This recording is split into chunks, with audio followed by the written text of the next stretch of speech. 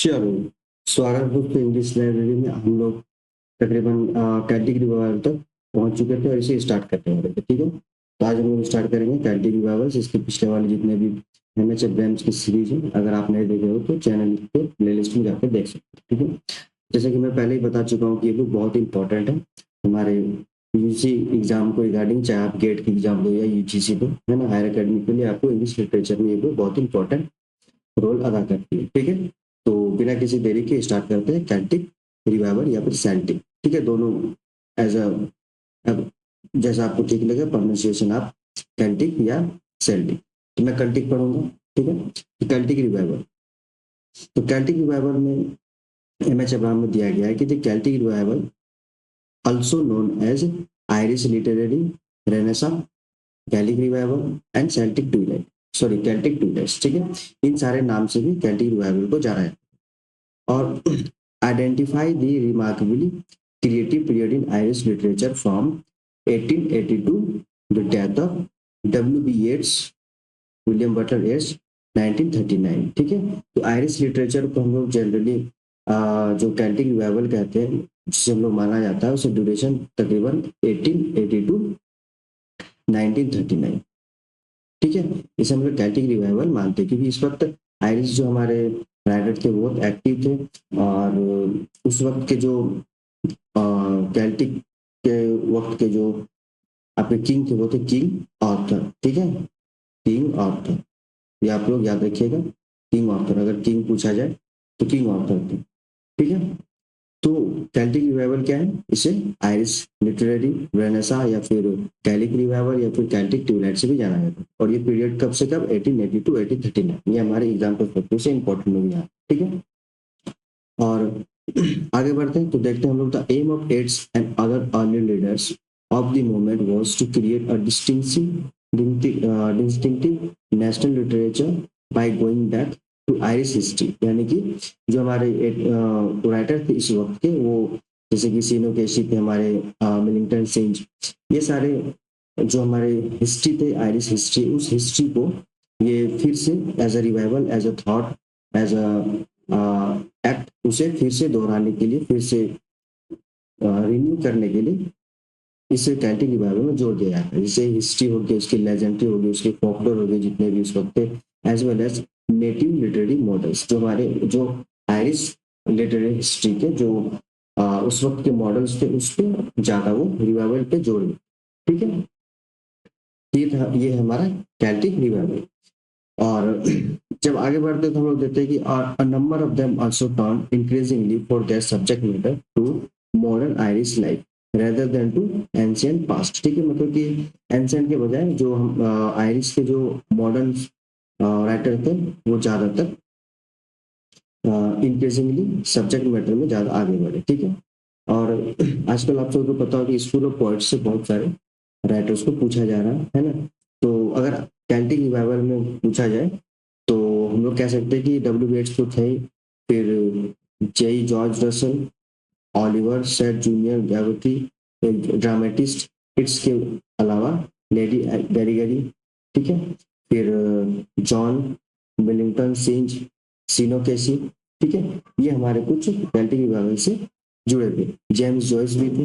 ठीक है, फिर जॉर्ज मूर, जेम्स स्टेफन्स, ये हमारे कैल्टिक रिवाइवल से जुड़े थे। तो ये राइटर्स जो हमारे जितने, इसके आप नोट्स बना लीजिएगा ताकि स्कूल ऑफ पोइट्स से अगर आए तो आप कंफ्यूज ना हो। ठीक है, चलो नेक्स्ट आगे बढ़ते हैं हम लोग और मिलता हमें कैरेक्टर कि कैरेक्टर क्या होता है। ठीक है, ऐसे तो आप सभी को आइडिया होगा कैरेक्टर क्या होता है, बट अगर डिफिनेशन पूछा जाए एग्जाम में उस हिसाब से हम लोग देख लेते हैं इसे। ठीक है, character is the name of literary genre. Character क्या है, is the name of literary genre. It is short and usually witty sketch in prose of distinguishing type of person. ठीक है, यानी कि एक पर्सन जो है, एक पर्सन मतलब कि एक कह सकते हैं कि घुमावदार या फिर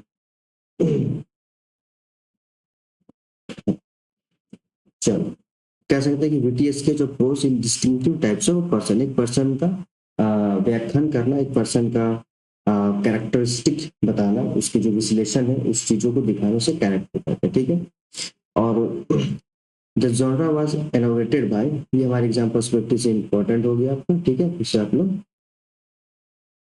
एक मिनट नोट डाउन कीजिएगा, ठीक है।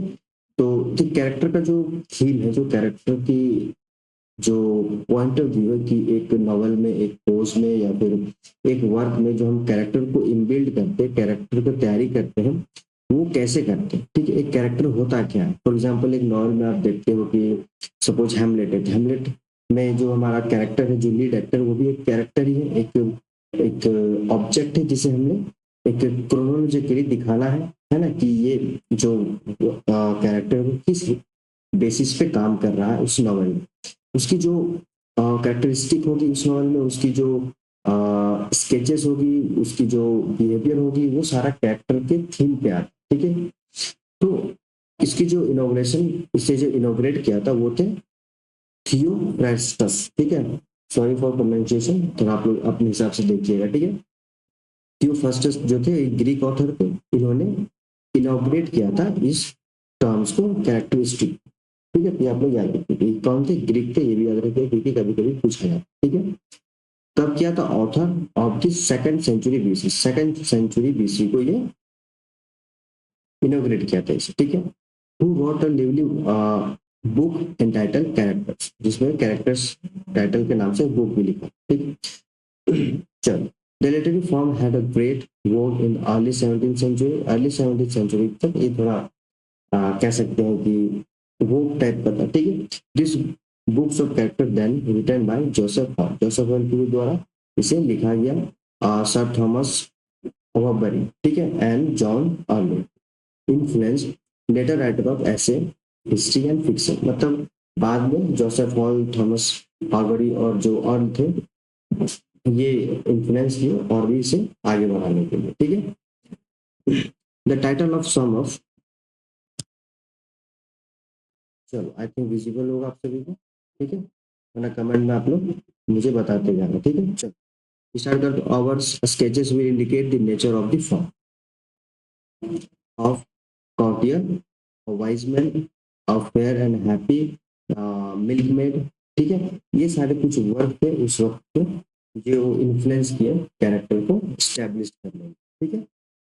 Characters are a person represented. Character are the person represented in a dramatic और narrative works. ठीक है, कैसे वर्क में, ड्रामेटिक और नैरेटिव वर्क में इसे प्रेजेंट किया गया, रिप्रेजेंट किया गया। Who are interpreted by the reader. ठीक है, जो इंटरप्रेट किया है किसे, रीडर से। ऑब्वियसली बात, अगर कोई वर्क है आप पढ़ रहे हो, एज ए रीडर मैं पढ़ रहा हूँ उसे, तो मैं अपने हिसाब से उसे इंटरप्रेट करूंगा, है ना। As a possessing particularly moral, intellectual and emotional qualities of interference from what the person says, ठीक है। यानी कि उस कैरेक्टर की जो मोरल है, उस कैरेक्टर की जो इंटेलेक्चुअल या इमोशनल क्वालिटीज है, उसे भी हम एक कैरेक्टर में दिखाते हैं। ऑब्वियसली उस कैरेक्टर को सोचो कि उसकी एक दुनिया है, उस दुनिया में उसे उन सारे चीजों को उन सारी चीजों से इम्बेडेड करना जो एक इंसान जनरली होता है ना। चलो अब हम लोग आगे बढ़ते, distinctive way of saying it, the dialogue, है ना। डायलॉग कैसा है उसका, inform what they do the action, dialogue action इन सारी चीजों पे भी ध्यान देना, ठीक है। The down in the characters temperament desires and moral nature for their speech and action are called motivation, उसके मोटिवेशन, उनके एक्शन को, उन स्पीच को, है ना, उसके फ्यूचर डिसीजन को मोटिवेशन कहा गया, ठीक है। चलो, a character may remain essentially stable, ठीक है। कैरेक्टर जो कभी स्टेबल हो सकता है, कभी नहीं हो सकता है। कैरेक्टर को क्या है, राइटर अपने हिसाब से उसे एक क्लोज वर्क के लिए तैयार करता है, चाहे चाहे वो उसका डाउनफॉल दिखाना चाह रहा हो, चाहे उसका वो अप पॉइंट दिखाना चाह रहा हो, है ना, उसके इमोशनल इन्वायरमेंट को दिखाना चाह रहा हो। इन सारे चीजों को, इन सारे चीजों से कैरेक्टर को सजाया जाता है, कह सकते हैं, है ना। जैसे कि हम लोग आगे देखते हैं आपका Prospero in Shakespeare's the Tempest, Tempest में जो प्रोस्पेरो का कैरेक्टर है उसे दिखाया गया। कैरेक्टर को आप लोग याद रखिएगा क्योंकि कभी कभी कैरेक्टर पूछा जाता है, ठीक है। मिस्टर मैकावर इन चार्ल्स डिकेंस, चार्ल्स, ये तो पीवाईक्यू है, ठीक है, ये आपका पीवाईक्यू। मैकावर के, चार्ल्स डिकेंस के जो कैरेक्टर है मैकावर, उसे जैसे उसे स्टैब्लिश किया गया है ना। चार्ल्स डिकेंस के डेविड कॉपरफील्ड। कब इसको हुई थी 1849 टू 50। ठीक है, चलो नेक्स्ट हम लोग आगे बढ़ते हैं। तो जेम ऑस्टिन की एमा जो 1816 को हुई, ये भी PYQ, इससे आप लोग हो सके तो डिटेल में स्टडी कर लीजिएगा। ठीक है, क्योंकि ये जनरली आता है एग्जाम पर। ठीक है, फिर शेक्सपियर की किंग्सलेयर और टिप इन चार्ल्स डिकेंस ग्रेट एक्सपेक्टेशन जो है उसमें भी वो कैरेक्टर को एस्टेब्लिश किया। ठीक है, चलो नेक्स्ट देखते हैं हम लोग और क्या है टर्म्स इसमें। एम फॉस्टर की एक वर्क आई थी एस्पेक्ट्स ऑफ द नॉवेल 1927। ये बुक बहुत इंपॉर्टेंट है। ठीक है, मेक श्योर कि आप इसे स्टडी करके और एक नोट्स बना के तैयार कर लीजिए कि इसमें जो पॉइंट्स को दिए गए, क्योंकि इसमें फ्लैट कैरेक्टर राउंड कैरेक्टर की बात कर दी है। ठीक है, जो कि हमारे एग्जाम पर्सपेक्टिव से इंपॉर्टेंट है। पहले भी इसमें PIQ है और आने वाले कल भी एग्जाम में आ सकता है कि बहुत इंपॉर्टेंट पॉइंट है। पॉइंट क्या है चलिए समझते हैं। एम फॉस्टर की एस्पेक्ट्स ऑफ द नोवेल जो है 1927 पब्लिश्ड हुई थी। Introduce a new term for an old distinction by discriminating between flat and round character. जैसा मैंने आपको बताया, ये जो है कैरेक्टर को दो भागों में, दो पार्ट में डिवाइड करते हैं और समझाने की कोशिश करते हैं कि कैरेक्टर्स कैसे रोल अदा करते हैं। For example of flat character, तो ये फ्लैट कैरेक्टर क्या होता है, ऑल्सो कॉल्ड टाइप, जिसे टाइप कहा गया, टू डायमेंशनल। ठीक है, फ्लैट कैरेक्टर को टू डायमेंशनल।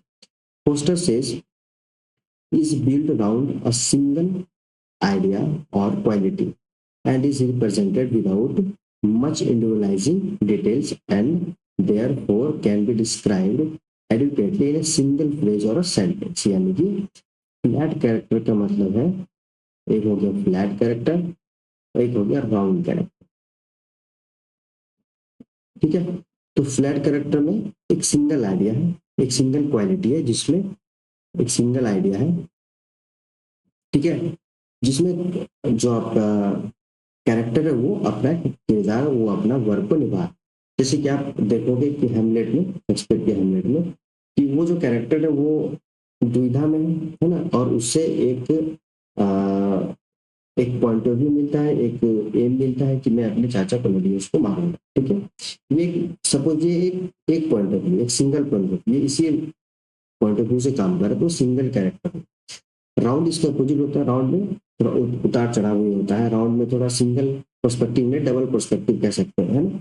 उसमें पर्सपेक्टिव ज्यादा है, उसमें एक कैरेक्टर की जो मोटिवेशन है वो ज्यादा है। इसमें सिर्फ सिंगल है, फ्लैट यानी कि सिंगल। ठीक है, तो राउंड कैरेक्टर क्या है, round character is a complex temperament and motivation and is represent with certain particularities such as character, therefore is difficult to describe with any adequate as a person in real life। ठीक है, like a real person. यानी कि मोटा मोटी कहा गया है कि फ्लैट कैरेक्टर एक सिंगल वे में काम करता है, एक सिंगल मोटिवेशन, एक सिंगल एम्बिशंस को लेकर चलता है। लेकिन राउंड कैरेक्टर क्या करता है, राउंड कैरेक्टर इसके अपोजिट ये डबल पॉइंट ऑफ व्यू में काम करता है। ठीक है, इसे डिस्क्राइब करना थोड़ा मुश्किल हो जाता है क्योंकि ये दोनों तरीके से काम करता है ना। जैसे कि आगे दिया गया है सर एपिक्योर मेमोर। ठीक है, बेन जॉनसन की, Ben Jonson human human characters तो बहुत ही इन्होंने पब्लिश किया था, पॉपुलराइज किया था, है ना। तो sir epicure memoir is a flat character. ठीक है, ये एक फ्लैट कैरेक्टर है who has a name which say it all in contrast to the roundness of character in Shakespeare Falstaff. Shakespeare की जो कैरेक्टर है फॉलस्टॉप, हेनरी फोर्थ में, ये भी इसका भी एक बेहतरीन एग्जाम्पल। ठीक है, जो यहाँ पे एग्जाम्पल दिए गए इसे आप एक दो बार रीडिंग करेंगे ताकि दिमाग में बैठ जाए, क्योंकि एग्जाम में जब हमें इसी स्टेटमेंट वाइज से क्वेश्चन बना के दिया गया।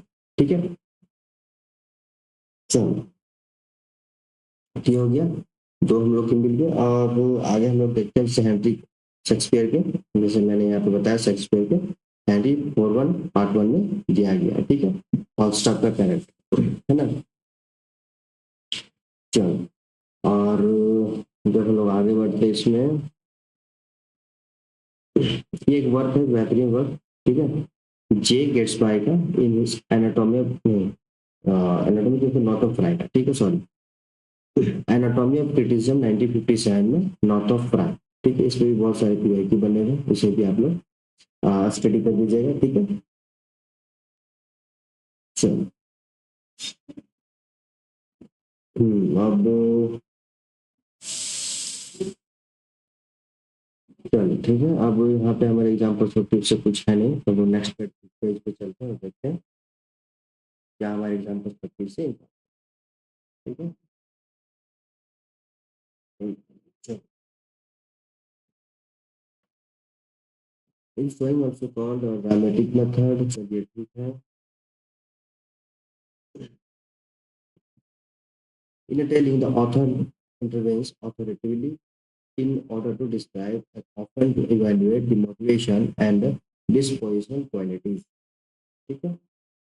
Order to describe the think of the character, for example, the Pride and Prejudice की 1830 में पब्लिश हुई थी, जॉन ऑस्टिन, इसमें भी बहुत पीवाई की है, ठीक है।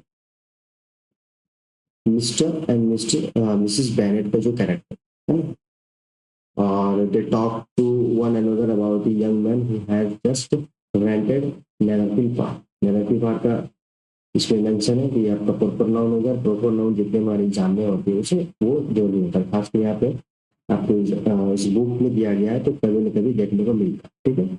ऐसे ही एग्जाम में आपका स्टेटमेंट वाइज क्वेश्चन बनता है तो लोगों को लगता है कि कहाँ से पूछा जा रहा है, ठीक है। इसलिए बुक बहुत इंपॉर्टेंट है, इस बुक से बहुत सारे क्वेश्चन बनते हैं, ठीक है। तो वीडियो अच्छी लगे तो लाइक सब्सक्राइब कर दीजिए, है ना।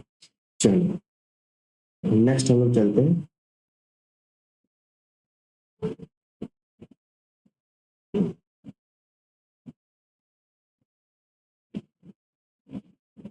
नेक्स्ट पेज हमारा शिवालिक रोमांस, ठीक है। अब ये क्या है शिवालिक रोमांस, इसको देखते हैं। पेज को बड़ा कर दिया गया है ना।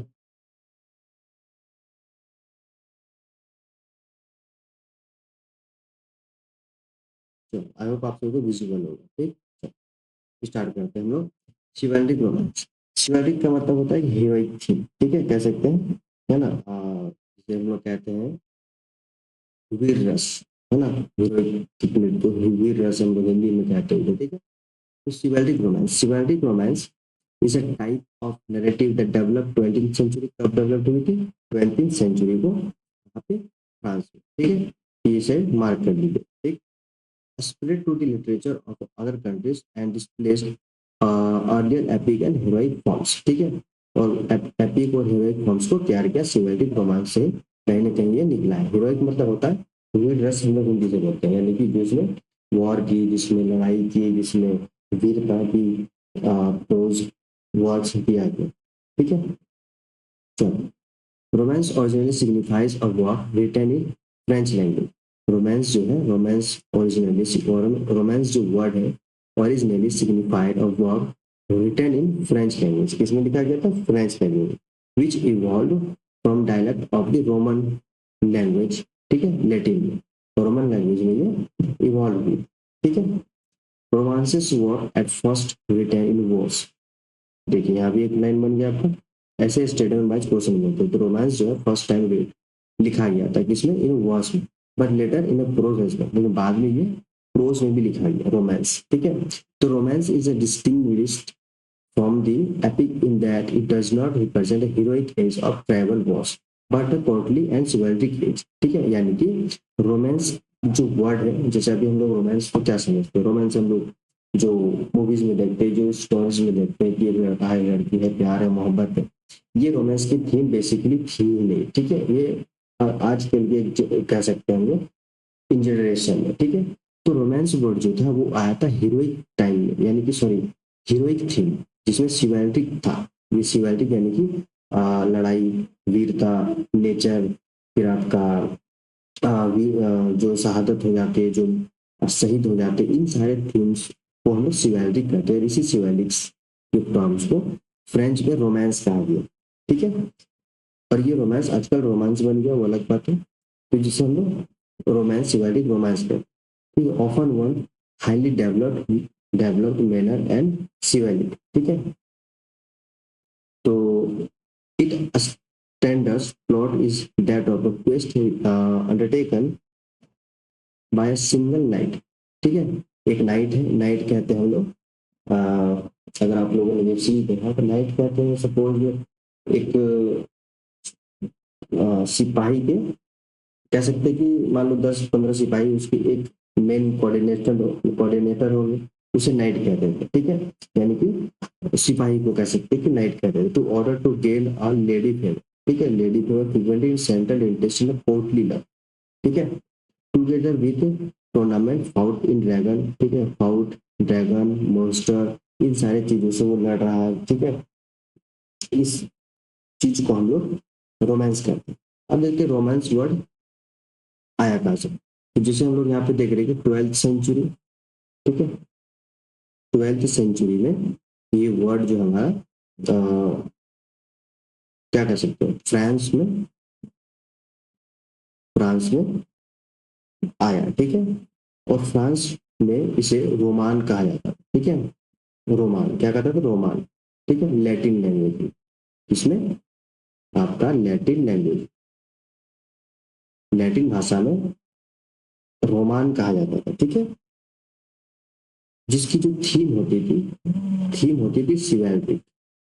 थीम क्या थी, शिवैल्ट्रिक।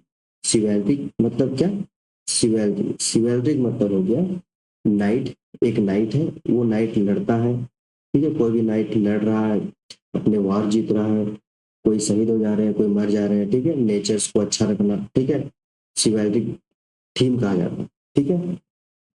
और शिवैल्ट्री में जो नाइट है, NIGHT, जो नाइट है, जो सेना है, वो प्यार करता है अपने बिलव्ड से, प्यार करता है प्रेमिका से, ठीक है, इसीलिए इसका नाम पड़ा शिवैल्ट्रिक लव।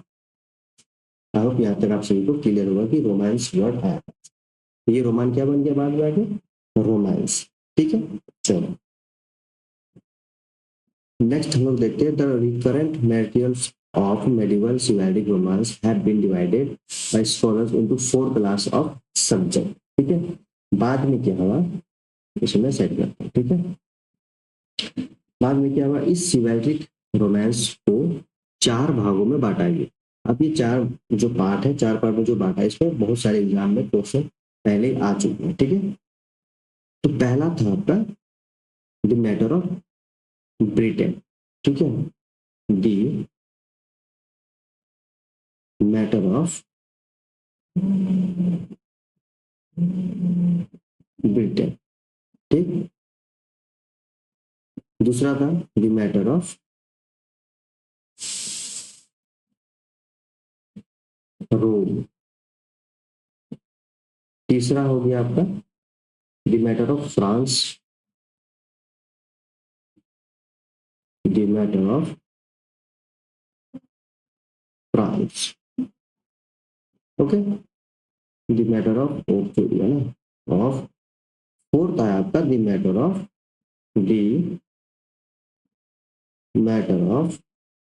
इंग्लैंड,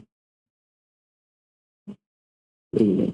अब ये क्या बोला है, तो शिवालिक रोमांस को 4 पार्ट में जो बांटा है, इसमें कुछ एग्जाम्पल, ठीक है। उस एग्जाम्पल को आपको ध्यान रखना है, हमारे एग्जाम में पूछा जाता है कि which is rely on the matter of Britain, या फिर रोम, या फिर मैटर ऑफ फ्रांस, या मैटर ऑफ इंग्लैंड में कौन कौन से वर्ड आए, ठीक है, ऐसे पूछा जाता है। चलो स्टार्ट करते हैं। जैसे मैंने बताया था, द मैटर ऑफ ब्रिटेन आया, जिसे हम लोग Celtic subject matter especially stories centring on the court of King Arthur, ठीक है, यानी कि किंग आर्थर जो है वो किसमें है, तो मैटर ऑफ ब्रिटेन में, ये आप लोग याद रखिए, ठीक है, एग्जाम में ऐसे ही पूछा है।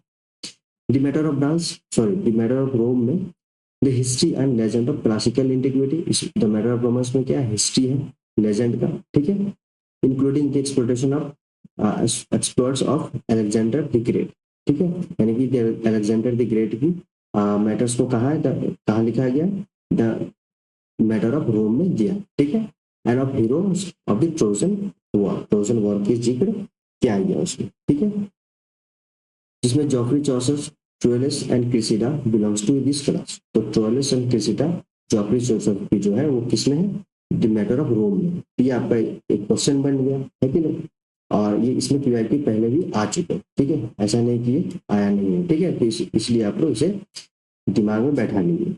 जैसा कि मैंने पहले भी कहा कि इस बुक से बहुत सारे क्वेश्चंस बनते हैं और बनते आएंगे, ठीक है।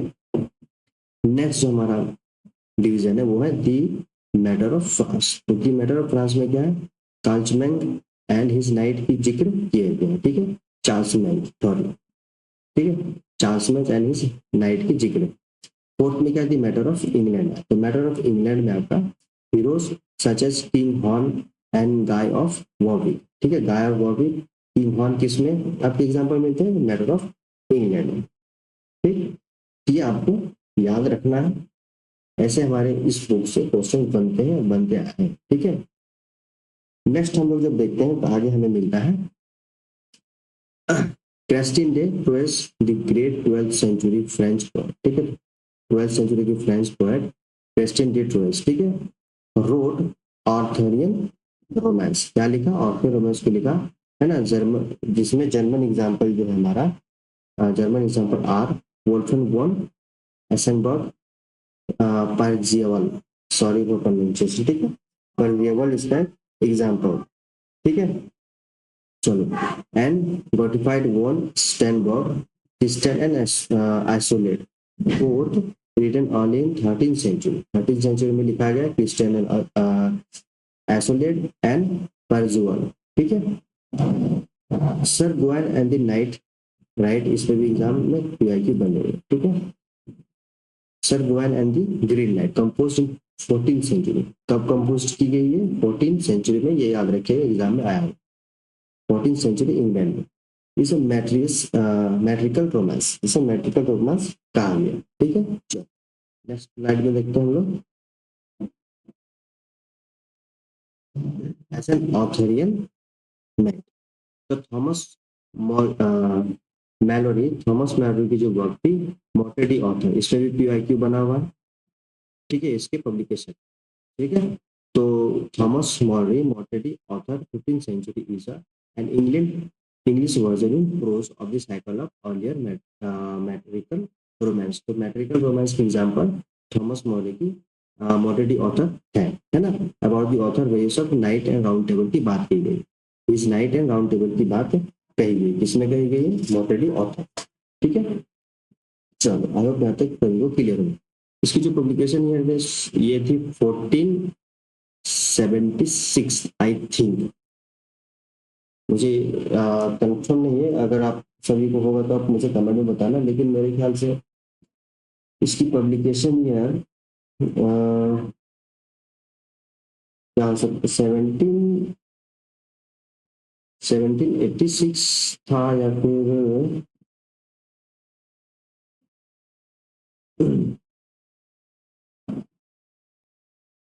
मोटेडी ऑथर 1485, सॉरी वही मैं सोच रहा था, 1485 की इसकी पब्लिकेशन ईयर है, 15th सेंचुरी के, कैसे आप लोग ध्यान रखिएगा, ठीक है। चलो नेक्स्ट हम लोग चलते हैं कोरस, है ना, कोरस हम लोग नेक्स्ट क्लास में करेंगे, ठीक है, तब तक के लिए वीडियो को लाइक सब्सक्राइब कर दीजिए, वीडियो अच्छी लगे तो मुझे मोटिवेशन दे, ताकि और मैं ऐसे वीडियो को लाऊं, ठीक है, तो वीडियो को पूरी देखने के लिए बहुत बहुत धन्यवाद।